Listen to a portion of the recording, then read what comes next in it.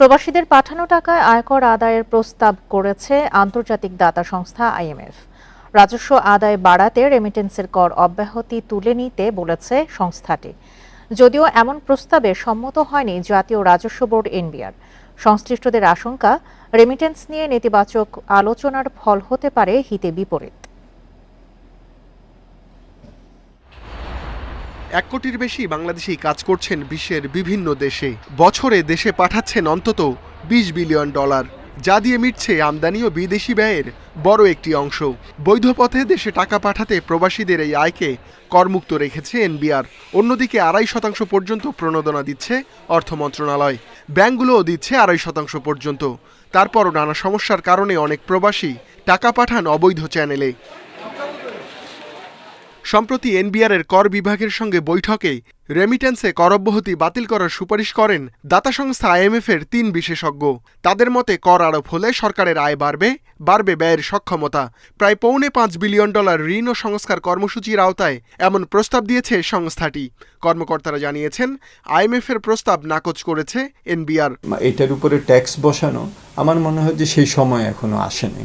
যখন রেমিটেন্স আমাদের আরও অনেক ফ্লো হবে, আমাদের এই রিজার্ভসটা আরও স্থিতিশীল হবে, এক্সচেঞ্জ রেটটা স্থিতিশীল হবে, এবং আমাদের কার মার্কেটের সাথে আমাদের অফিসিয়াল মার্কেটের পার্থক্যটা কমে আসবে, এই সময়টাতে তখন চিন্তা করা যেতে পারে। এখন তো আমার মনে হয় যে কোনোভাবেই না। সরকার ও ব্যাংকগুলোর নানা চেষ্টায় সম্প্রতি কিছুটা বেড়েছে রেমিটেন্স। আইএমএফের প্রস্তাবের খবর উদ্বেগ ছড়িয়েছে নানা মহলে। বাংলাদেশ ব্যাংক জানিয়েছে, নীতি নির্ধারণে দেশের স্বার্থকেই প্রাধান্য দেয়া হবে। রেমিটেন্সের বিষয়ে আমরা যথেষ্ট সচেতন যে রেমিটেন্সটা যাতে ভালো থাকে। তো আমরা যে কোনো পলিসি ডিসিশনেই যেই বনুক না কেন, যে কোনো পলিসি ডিসিশনে অবশ্যই রাষ্ট্রের সবচেয়ে স্বার্থটাই আগে বিবেচ্য হবে। তবে টাকা পাচারকারীরা যেন প্রণোদনার অপব্যবহার করতে না পারে, সে বিষয়ে তৎপর থাকার পরামর্শ দিয়েছেন অর্থনীতিবিদরা। Ruhul Amin, independent News, Dhaka. 1 বছরে ব্যাংক খাতে 3 টাকা 78 পয়সা বেড়ে প্রতি ডলারের নির্ধারিত দাম 110 টাকা। কিন্তু ব্যবসায়ীদের আমদানি বিল নিষ্পত্তিতে গুনতে হচ্ছে 120 টাকা পর্যন্ত। তবে বাড়তি এই মূল্য পরিশোধ করতে হচ্ছে আলাদা হিসাবে। অর্থনীতিবিদরা বলছেন, ডলারের দাম বাজার ভিত্তিক না হওয়াই এর মূল কারণ। যদিও বাংলাদেশ ব্যাংক বলছে, বৈদেশিক মুদ্রা বাজারে অস্থিরতা কমছে। গত কয়েক মাস ধরে ইতিবাচক অবস্থানে আছে রপ্তানি ও প্রবাসী আয়। অন্যদিকে অর্থ বছরের 8 মাসে আমদানি ব্যয় কমেছে 18 ভাগের বেশি। জানুয়ারি পর্যন্ত বৈদেশিক মুদ্রার চলতি হিসাবের স্থিতি $315 কোটি দাঁড়িয়েছে, যদিও আর্থিক হিসাবে দায় বেড়েছে কয়েক গুণ। এর মাঝে 2 দফায় 50 পয়সা কমিয়ে ডলারের দাম আমদানিতে 110 টাকা, রপ্তানি ও প্রবাসী আয়ে 109 টাকা 50 পয়সা নির্ধারিত হয়। কিন্তু ডলারের এই দর কাগজে কলমে থাকলেও বাস্তবে মেলে না। আমদানি বিল নিষ্পত্তিতে ব্যবসায়ীদের গুনতে হচ্ছে বাড়তি অর্থ। কিছু কিছু ব্যাংকের ক্ষেত্রে তাদের এলসি কস্ট এক্সট্রা লাগে, ওটা আমরা মিউচুয়াল আন্ডারস্ট্যান্ডিংয়ের মাধ্যমে আমরা দেওয়ার চেষ্টা করছি। আবার কোনো ব্যাংক তার কাছে ডলার নেই, সে বিল চেষ্টা করতেই চাচ্ছে না। প্রবাসী আয় কিনতে প্রণোদনাসহ ডলার প্রতি 115 টাকা অনুমোদন করা হচ্ছে। অর্থনীতিবিদরা বলছেন, হুন্ডির চাপে সে দামেও কিনতে পারছে না বেশিরভাগ ব্যাংক। তাই ডলারের অস্থিরতা কমছে না। যদিও ভিন্ন মত বাংলাদেশ ব্যাংকের। ইম্পোর্ট হচ্ছে 22 টাকাতে, 24 টাকাতে। It is being done by the banks with informal approval in the formal market. That is not acceptable. কাজে আমাকে ইউনিফাই করতেই হবে। সেটা আমি কোথায় করব? হয়তো 120 করবো, 120 করে আমি কলাপস করে দিই সবগুলোকে। তারপরে স্টেবিলিটিটা ইন্টারেস্ট রেটের থ্রুতে আসবে। আগের যে অস্থিরতাটা মার্কেটে ছিল, সেই অস্থিরতাটা এখন নাই। তা আমরা আশা করছি যে সামনে গ্লোবাল সিনারিওর সঙ্গে সঙ্গে এই ডলার মার্কেটের যে বাকি অস্থিরতাটুকু আছে সেটাও অনেক কমে যাবে। 11 মার্চ এশিয়ান ক্লিয়ারিং ইউনিয়নে $129 কোটি আমদানি বিল পরিশোধের পর আইএমএফের হিসাব পদ্ধতিতে বৈদেশিক মুদ্রা রিজার্ভ নেমেছে $2000 কোটি নিচে। Hari Saha, independent News, Dhaka. বাজার নিয়ন্ত্রণে এবার সরকারিভাবে চালের দাম নির্ধারণ করার দাবি জানিয়েছে consumers association of Bangladesh, cab. বুধবার রাজধানীর কারওয়ান বাজারে এক অনুষ্ঠানে এই দাবি জানায় সংগঠনটি। জবাবদিহিতার অভাবেই চালের বাজারে অস্থিরতা হচ্ছে বলে অভিযোগ ভোক্তাদের।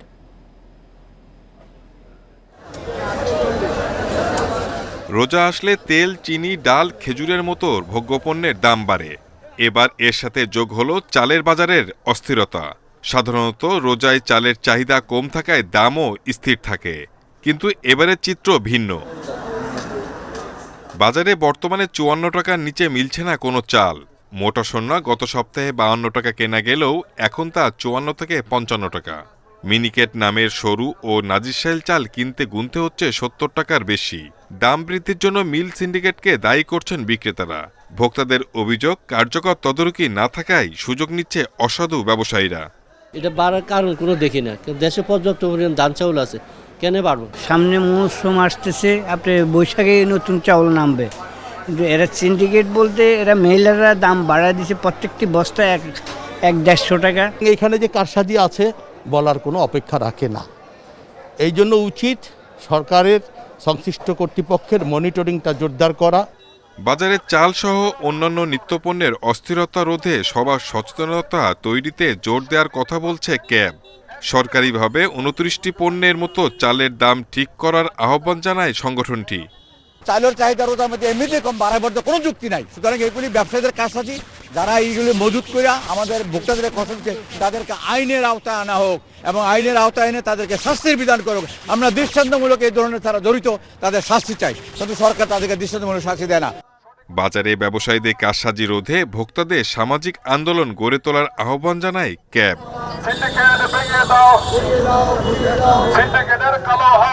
Shahid Ahmed, independent News, Dhaka.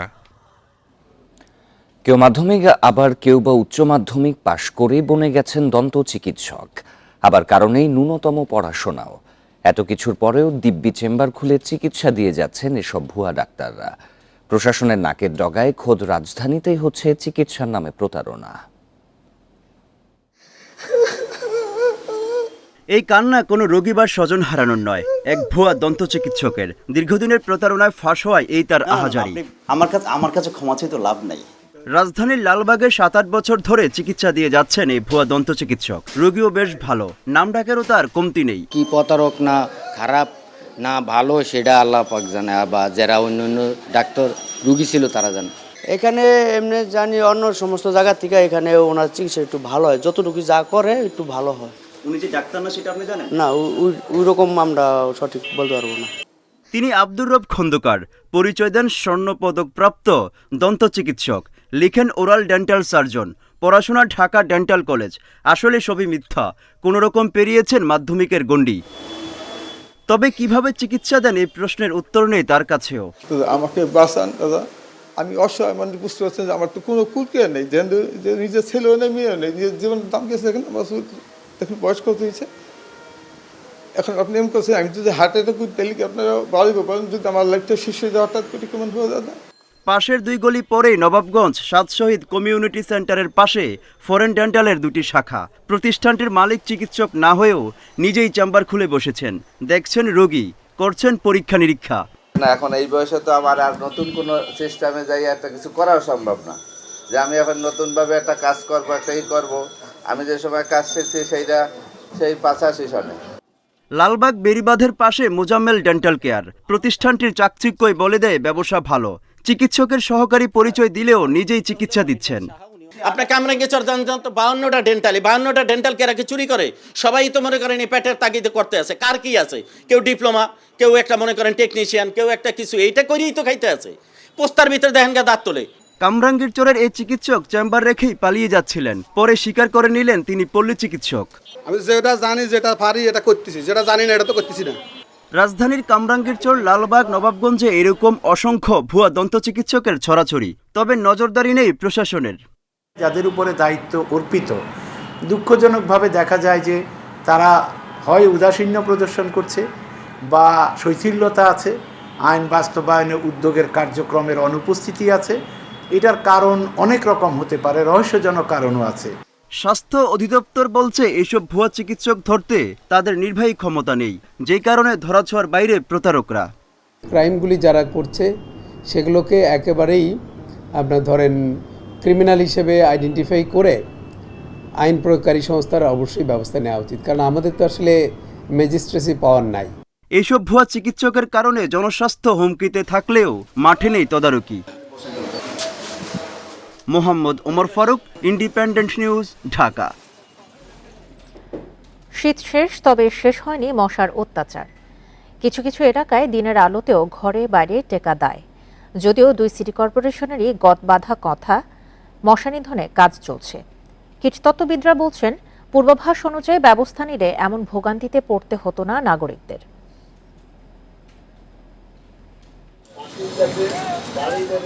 কীটতত্ত্ববিদেরা আগেই পূর্বাভাস দিয়েছিল মার্চ মাসে সর্বোচ্চ হবে মশার ঘনত্ব। বাস্তবে হয়েছেও তাই। উত্তরা, মিরপুর, মোহাম্মদপুর, আগারগাঁ, খিলগাঁ, জুরাইন, মুগদা সহ বেশ কিছু এলাকায় মশার যন্ত্রণায় অতিষ্ঠ বাসিন্দারা। রাজধানীর জলাশয়গুলোর দিকে তাকালে মনে হয় মশার চাষ হচ্ছে সেখানে। ঝাঁকে ঝাঁকে মশা বিচরণ করছে জলাশয়গুলোতে। সবচেয়ে বেশি বিপদে পড়েছেন জলাশয়ের আশপাশে থাকা বাসিন্দারা। দিনের বেলায় এই জায়গায় ভাই থাকা যায় না। একটু বসেন 5 মিনিট, বসলেই দেখবেন যে না এলো 50-60টা মশা এখনই চলে আসবে। কোনো লোক আসে না। গত বছর ওই যে আসছিল, পরে ডাক দিয়ে নিয়ে হয়তো 10-20-30 টাকা দিয়ে একটু দিয়ে নেই। যদিও মশা নিয়ন্ত্রণে জোরালো ভূমিকা রাখার দাবি কর্তৃপক্ষের। গণমাধ্যম প্রশ্ন করলেই নিয়মিত কাজ চলমান বলে জানায় তারা। যতক্ষণ পর্যন্ত আমরা খালকে দূষণমুক্ত না করতে পারবো, ইটস ভেরি ডিফিকাল্ট মশামুক্ত করার জন্য। আমাদের কিন্তু কাজটা চলমান, কাজ কিন্তু বন্ধ নেই, জন্য আমরা সবাইকে গুটিয়ে বন্ধ করে রেখে তা কিন্তু না। দীর্ঘদিন পানি স্থবির হয়ে থাকলে সেই কারণে কিন্তু কিউলেট মশার প্রজননটা আরও বৃদ্ধি পায়। তো সেক্ষেত্রে আমরা হুইল ব্যারো যন্ত্র দিয়ে আমরা বিভিন্ন যে জায়গাগুলো যেতে কষ্ট, মানে দূরবর্তী সেই সব জায়গাগুলো আমরা হুইল ব্যারো যন্ত্র দিয়ে কাজ করছি। মশা নিয়ন্ত্রণে 2 সিটি কর্পোরেশনের পরিকল্পনার ঘাটতি ছিল বলে মনে করছেন কীটতত্ত্ববিদেরা। বলছেন, কর্তৃপক্ষের অবহেলাতেই ভোগান্তিতে নগরবাসী। ডিসেম্বর মাসেই কিন্তু আগাম পূর্বাভাস দিয়েছিলাম যে মার্চ মাসে মশার ঘনত্ব চরমে পৌঁছাবে। এখানকার মশাটাকে নির্মূল করার জন্য এটাকে প্রপারলি ম্যানেজমেন্ট করতে হবে এবং এটা নিয়মিতই করতে হবে। চলতি সপ্তাহে থেমে থেমে বৃষ্টির কারণে ডেঙ্গুর প্রকোপ বাড়তে পারে বলে শঙ্কা কীটতত্ত্ববিদদের। বন ইবনে কামাল, ইন্ডিপেন্ডেন্ট নিউজ, ঢাকা। চলতি মাসে চট্টগ্রামের এলিভেটেড এক্সপ্রেসওয়ে খুলছে না। নির্মাণ কাজ শেষ করতে পারেনি চট্টগ্রাম উন্নয়ন কর্তৃপক্ষ। আগামী মাসে টাইগার পাস ও লালখান বাজার র্যাম্প সহ সড়কটি খুলে দেওয়ার নতুন লক্ষ্য ঠিক করা হয়েছে। বাসিন্দাদের পুরো সুফল দিতে দ্রুত সব র্যাম্পের কাজ শেষ করার তাগিদ নগর পরিকল্পনাবিদদের। যানজট কমানো ও মূল শহরের সঙ্গে বিমানবন্দরে যাতায়াত সহজ করতে 16 কিলোমিটারের এলিভেটেড এক্সপ্রেসওয়ে প্রকল্প গেল বছরের 14 নভেম্বর ভিডিও কনফারেন্সে প্রধানমন্ত্রী এটি উদ্বোধন করেন। সাধারণের চলাচলের জন্য এ মাসে খুলে দেওয়ার কথা ছিল এক্সপ্রেসওয়ে, তবে নির্মাণ কাজ শেষ না হওয়ায় সেটা হচ্ছে না। আগামী মাসে টাইগার পাস এবং লালখান বাজারের র্যাম্প সহ খুলে দেওয়ার পরিকল্পনা চট্টগ্রাম উন্নয়ন কর্তৃপক্ষের। টাইগার পাস পয়েন্টে এবং লালখান বাজার পয়েন্টে, এই দুইটা পয়েন্টে আমরা চালু করে দিব। এটা এপ্রিলের ফার্স্ট উইকে হয়তো মোস্ট প্রবাবলি আমার মনে হয় চালু হয়ে যাবে, যেটা আমাদের মার্চের কথা ছিল, বাট আরও কিছু কাজ বাকি থাকার কারণে আমরা শেষ করতে পারছি না। এই এক্সপ্রেসওয়েতে সর্বনিম্ন টোল হবে 80 টাকা, তবে গাড়ি অনুযায়ী টোলের হার এখনও চূড়ান্ত হয়নি। প্রাথমিক পর্যায়ে ঢাকার মতো এখানেও মোটরসাইকেল এবং অটোরিকশা নিষিদ্ধ থাকছে। আমাদের কন্ট্রিবিউশনটা অনেক বেশি, সিডিও কন্ট্রিবিউট করছে এই এলিভেটেড কাজে। সো এই কন্ট্রিবিউশনের টাকাটা উঠানোর জন্য আমাদেরকে টোল সিস্টেমটা চালু করতে হয়েছে গভর্নমেন্টের অনুমোদন নিয়ে। টোল প্লাজাতে আমরা র্যাম্পে যেখানে নামবে সেখানে আমরা দিব আর কি, কিছু ক্ষেত্রে, আর কিছু ক্ষেত্রে উঠার ক্ষেত্রে দিব। নগর পরিকল্পনাবিদরা বলছেন, সব র্যাম্প না খোলা পর্যন্ত এক্সপ্রেসওয়ের পুরো সুফল পাওয়া যাবে না। 14টি র্যাম্প যেগুলো আছে এগুলো স্থাপন না হওয়া পর্যন্ত পুরো সুফলটা হয়তো আমরা পাবো না।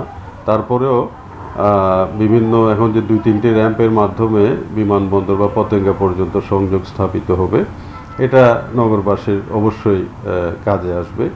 4298 কোটি টাকার এই প্রকল্পের পুরো কাজ শেষ হওয়ার কথা আগামী জুনে। আলমগীর সবুজ, ইন্ডিপেন্ডেন্ট নিউজ, চট্টগ্রাম। প্রথম ধাপের 153 উপজেলা পরিষদের নির্বাচনের তফসিল ঘোষণা করছে ইসি। আজ কমিশনের সভায় সিদ্ধান্ত নেওয়া হবে কতগুলো উপজেলায় ইভিএমে ভোট গ্রহণ হবে।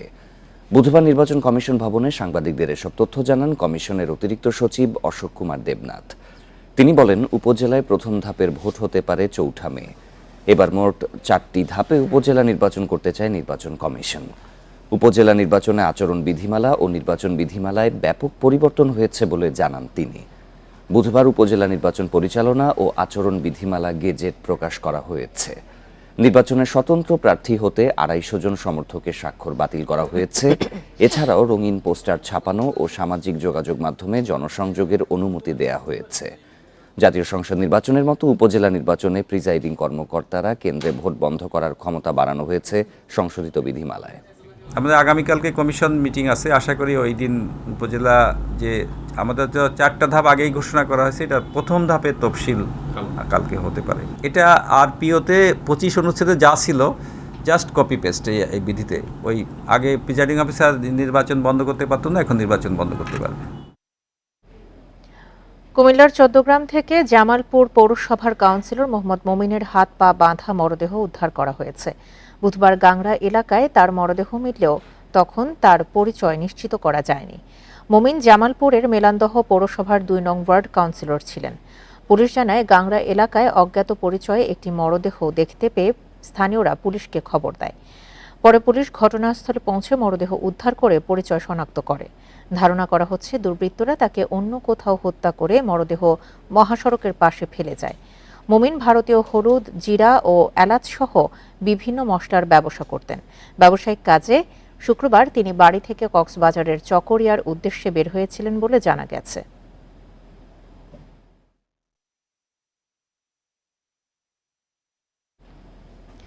এ নিয়ে আরো জানাতে জামালপুর থেকে যোগ দিচ্ছেন সহকর্মী সাইমুম সাব্বির শোভন। শোভন, তার পরিচয় কিভাবে নিশ্চিত করা হলো? এই নিয়ে কোনো মামলা হয়েছে কিনা এখন পর্যন্ত?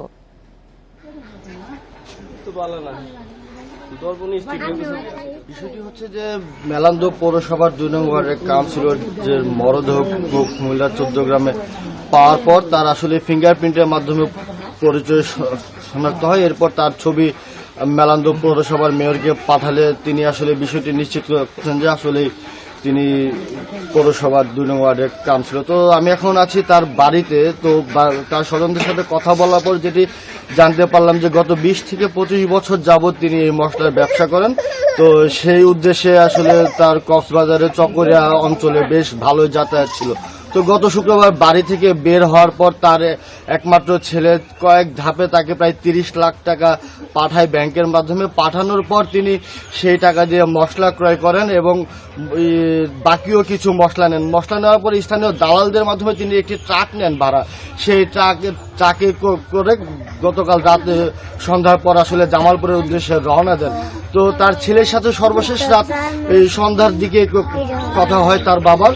তো সেহরির সময় যখন তার ছেলে তার বাবাকে ফোন দিচ্ছিল সেই সময় থেকে তার ফোনটি বন্ধ পাওয়া যায়, এই ট্রাকের ড্রাইভারের নাম্বারটিও বন্ধ পাওয়া যায়। তো পরিবার যেটি সন্দেহ করছে যে এই হত্যাকাণ্ডের পিছনে আসলে ট্রাকের ড্রাইভার বা হেল্পার জড়িত থাকতে পারে। আর তার মরদেহটি এখনো কুমিল্লার চৌদ্দগ্রাম থানায় রয়েছে। যারা 10 তারিখে আসলে ময়নাতদন্ত করার কথা, এই ময়নাতদন্ত শেষ হলে জামালপুর আস্তে আস্তে তার মরদেহটি আনতে আনতে রাত হবে। তো এই জায়গা থেকে নিহতের বড় ভাই ছোট ভাই গিয়েছে। তো তারা আসলে এই প্রক্রিয়া শেষ করে আসলে মামলার পর্যায়ে যাবেন। এখন পর্যন্ত মামলা কখনো করা হয়নি। আর ওই একজন কাউন্সিলরের মৃত্যুর ঘটনায় কিন্তু তার অঞ্চলে আসলে শোকের ছায়া দেখা যাচ্ছে। তার পরিবারের সদস্যরা বর্তমানে একদম খুবই শোকাহত। তার এক ছেলে 2 মেয়ে তারা কিন্তু বারবার মূর্ছা যাচ্ছেন। মূলত এই ছিল সার্বিক তথ্য। জামালপুর থেকে জানাচ্ছিলেন সহকর্মী সাইমুম সাব্বির শোভন। এমভি আব্দুল্লাহ জাহাজের মালিক পক্ষের সঙ্গে যোগাযোগ করলেও মুক্তিপণ নিয়ে কিছু বলেনি জলদস্যুরা। জিম্মি করার 7 দিন পর প্রথম যোগাযোগে নাবিকদের সঙ্গেই বেশি কথা হয়েছে মালিকদের।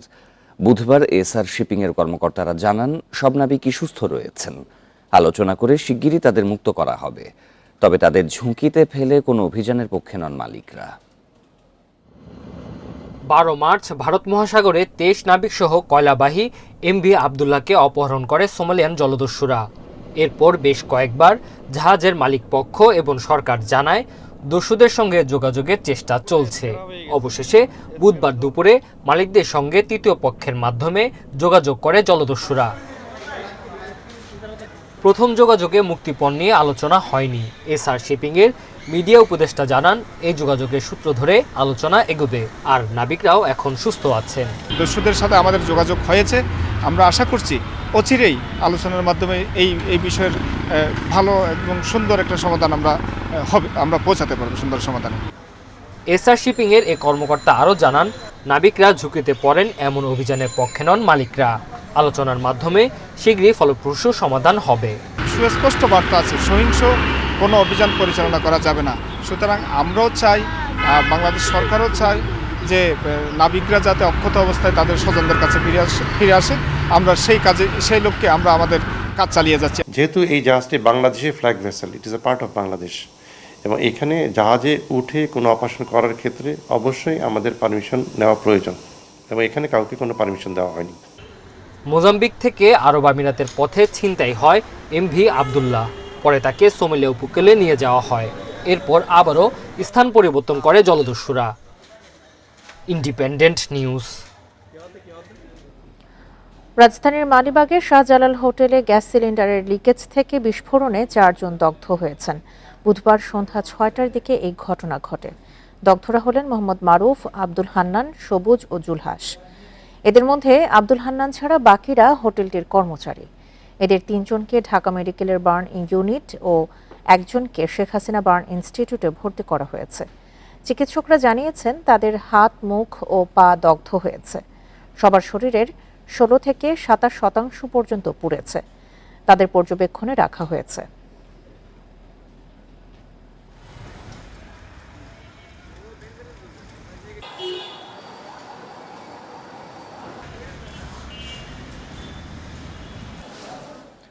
অগ্নি নিরাপত্তা এবং অনিয়ম খুঁজতে রাজধানী নিউ মার্কেট এলাকায় অভিযান চালিয়েছে ঢাকা দক্ষিণ সিটি কর্পোরেশন। বুধবার বেশ কয়েকটি মার্কেটে চলে এই অভিযানে বিভিন্ন ভবনে অগ্নি নিরাপত্তা ব্যবস্থা অতি দুর্বল বলে চিহ্নিত করে ফায়ার সার্ভিস। অতি ঝুঁকিপূর্ণ হয় ধানমন্ডি হকার্স মার্কেটকে 1 লাখ টাকা জরিমানা করা হয়। নিরাপত্তা নিশ্চিতে নূর মার্কেটকে 1 সপ্তাহ সময় বেঁধে দেওয়া হয়। এছাড়া আগুন নেভানোর ব্যবস্থা না থাকা এবং অবৈধ হওয়া মাদানী হোটেলকে 10,000 টাকা জরিমানা ও মালামাল জব্দ করে ভ্রাম্যমাণ আদালত।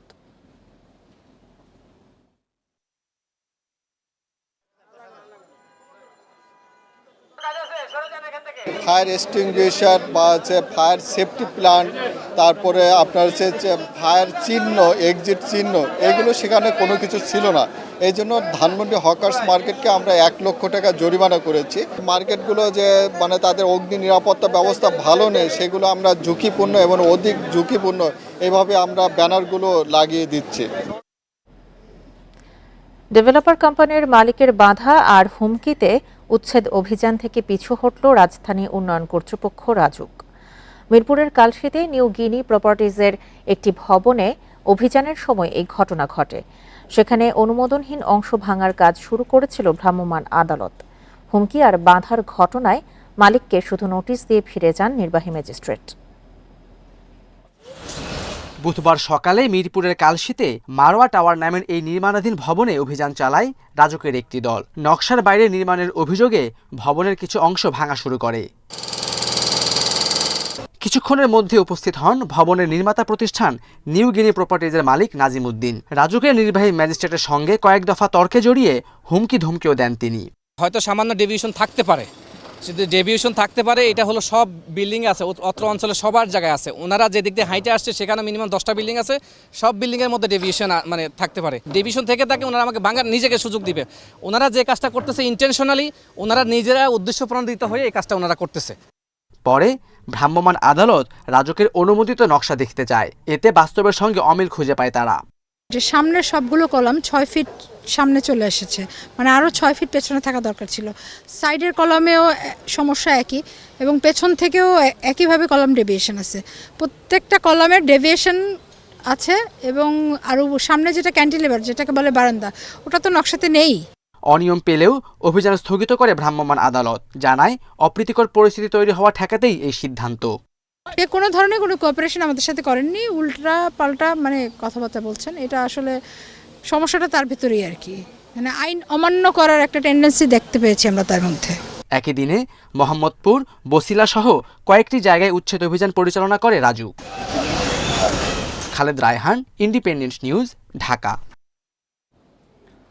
দেশের প্রায় 2 লাখ একর এলাকায় দেশীয় প্রজাতির গাছ দিয়ে নতুন বনায়ন হচ্ছে। এ কাজে যুক্ত করা হয়েছে ৪১,০০০ বনজীবীকে। তাদের দেয়া হচ্ছে আর্থিক সহায়তা। বন বিভাগের সুফল প্রকল্পে চট্টগ্রাম, কক্সবাজার, সিলেটে বাগানভিত্তিক বনায়ন করা হচ্ছে। তবে উদ্ভিদ গবেষকেরা বলছেন, সারা দেশে প্রায় ১.৫ লাখ দখলদারদের কাছ থেকে বনভূমি উদ্ধার করা জরুরি। ঘরবাড়ি, শিল্প কলকারখানা, সকল বনভূমি, সকল জনভূমি সব কিন্তু ভরাট হয়ে যাচ্ছে। আরবান ফরেস্ট্রিতে নজর দেওয়া দরকার, কারণ আমরা বলছি 25% বন থাকা দরকার। সেটা কার জন্য? মানুষের জন্য। আমি তো এই সিটাং হিল ট্র্যাক্সে আমার 25% বন থেকে আমার সেরকম কোনো লাভ নেই। আমার ঢাকা শহরে 25% বন আছে কিনা। দেশে সবুজায়ন বৃদ্ধির লক্ষ্যে বন বিভাগের পক্ষ থেকে চলছে সুফল প্রকল্প। এর আওতায় প্রায় 2 লাখ একর এলাকায় নতুন বনায়ন হচ্ছে। কক্সবাজার, চট্টগ্রাম, সিলেট, ভাওয়াল ও বরেন্দ্র এলাকায় প্রায় 2 লাখ একর বনভূমি গড়ে তোলা হয়েছে। প্রত্যেক পরিবারকে 42,000 টাকা লোন দিতে পেরেছি এবং তারা এটা নিজেরাই পরিচালনা করবেন। আমরা এখানে নির্বাচিত যারা প্রতিনিধি আছেন তাদের থেকে কিছু লোক নিয়ে কমিটি আছে, স্থানীয় পর্যায়ে এই কমিটিগুলি তাদের এই ব্যবস্থাপনাগুলি করার কাজগুলি পরিচালনা করবে। ভৌগোলিক সীমানা অনুযায়ী দেশের প্রয়োজন 25 লাখ বনভূমি, অথচ সরকারি হিসাবে বনভূমি ও সবুজের আচ্ছাদন সহ আছে 17 ভাগ। Shahriar Anirban, independent News, Dhaka. এবার ইবনে সিনা মেডিকেলে এক রোগীর মৃত্যু হয়েছে। প্রসব পরবর্তী রক্তক্ষরণে মারা গেছেন পলি সাহা। এ ঘটনায় হাসপাতালের অবহেলা ও পোস্ট অপারেটিভ সেবা নিয়ে প্রশ্ন তুলেছেন রোগীর স্বজনেরা। মৃত্যুর কারণ জানতে তদন্ত কমিটি গঠন করেছে হাসপাতাল কর্তৃপক্ষ।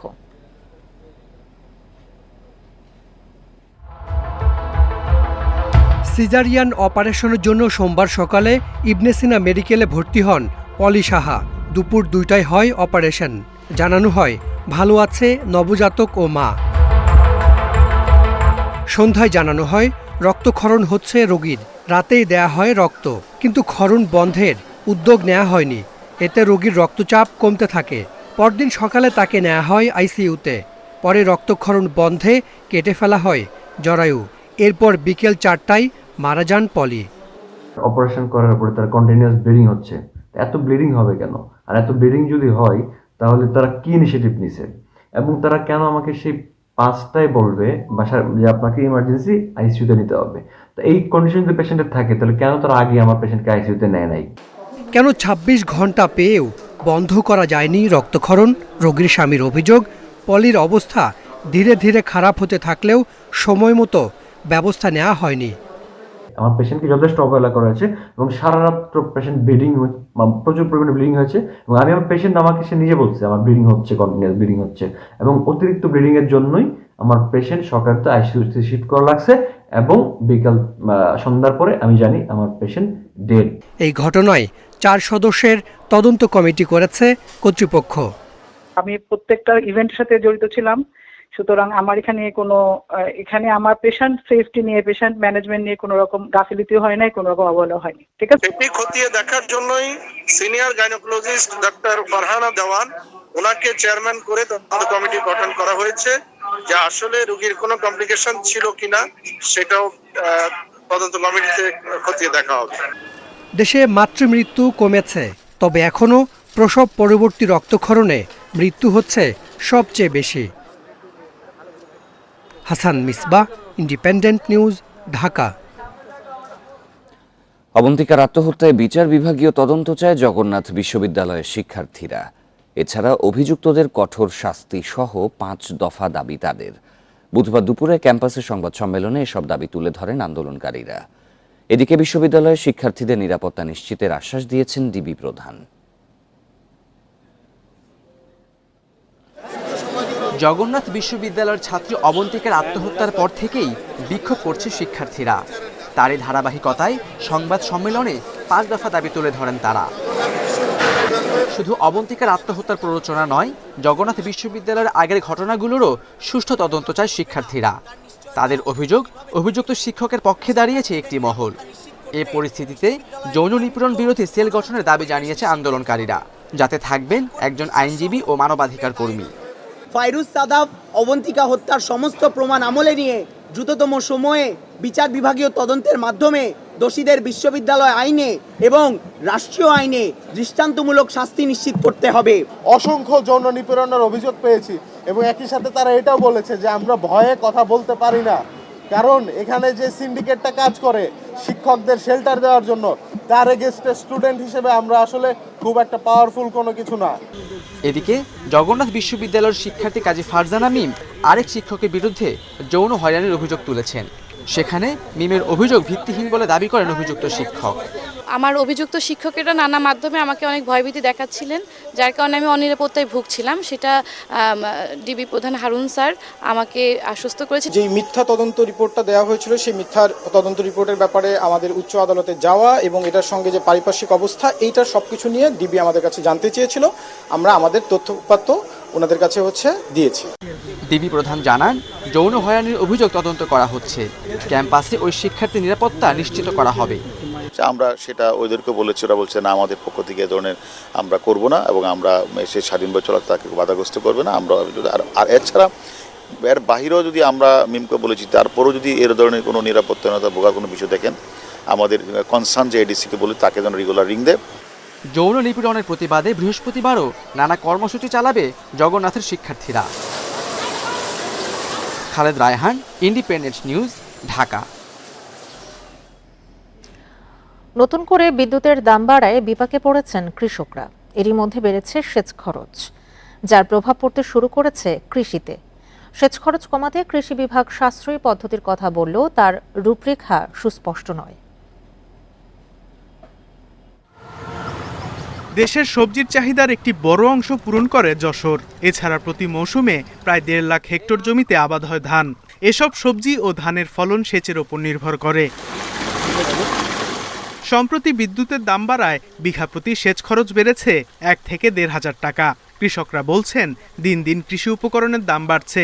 এর সাথে বিদ্যুৎ খরচ বাড়ায় উৎপাদন খরচ মেটাতে হিমশিম খেতে হচ্ছে। প্রতিদিন যে খরচা আছে এইসব করে দেখি বেচা কিনা করে সপ্তাহে দেখা যায় এখন ঘাটতি যাচ্ছে। আমাকে সেচের দাম বেড়ে গেছে, আমাকে তো চাষাবাদ করতেছি, আমাদের এতে তো লস আছে। বিদ্যুতের মূল্য বৃদ্ধি না করে আমাদের যে কৃষিকাজে ভর্তুকি দেওয়ার জন্য সরকারকে অনুরোধ করব। বিদ্যুতের দাম বাড়ার প্রভাবে সার কীটনাশকের দামও বাড়তে পারে বলে মনে করছেন বিশিষ্টজনরা। বড় মৌসুম চলতেছে, এই চাষের ক্ষতি হবে, সেচ কাজের ক্ষতি হবে, উৎপাদনের ক্ষেত্রে সার বা অন্য পণ্য উৎপাদনের ক্ষেত্রে বিদ্যুৎ একটি গুরুত্বপূর্ণ ভূমিকা, সেটা দাম বৃদ্ধি পাবে। সেচ খরচ কমাতে কৃষি বিভাগ সাশ্রয়ী পদ্ধতির কথা বললেও তার রূপরেখা সুস্পষ্ট নয়।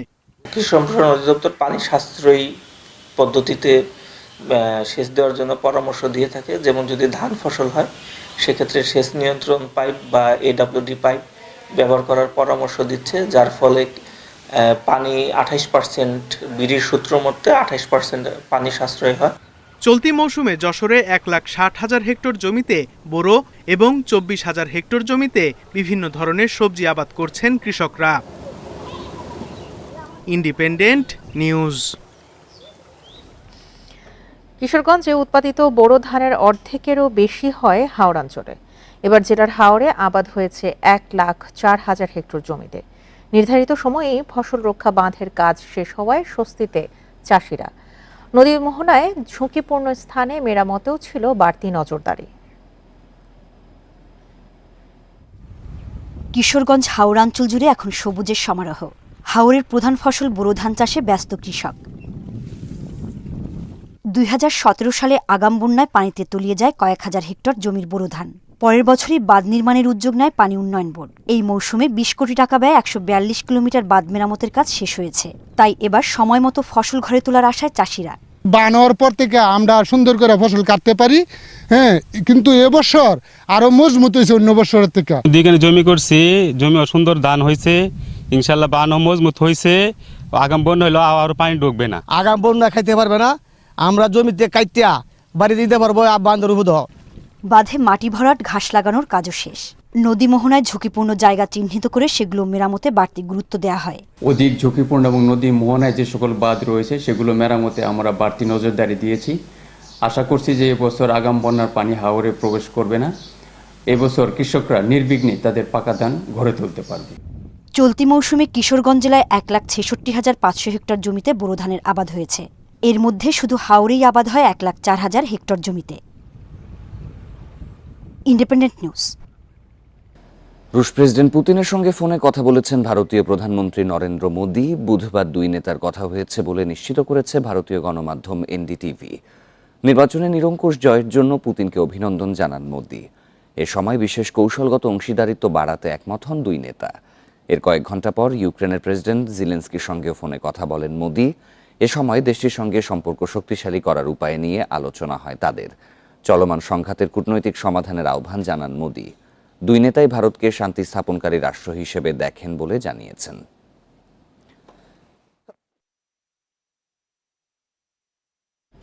এই ছিল এখনকার সংবাদ। এছাড়া ইন্ডিপেন্ডেন্ট টেলিভিশনের সব খবর আরো বিস্তারিত জানতে চোখ রাখুন ফেসবুক, ইউটিউব এবং এক্সে। আমন্ত্রণ আমাদের পরের আয়োজন।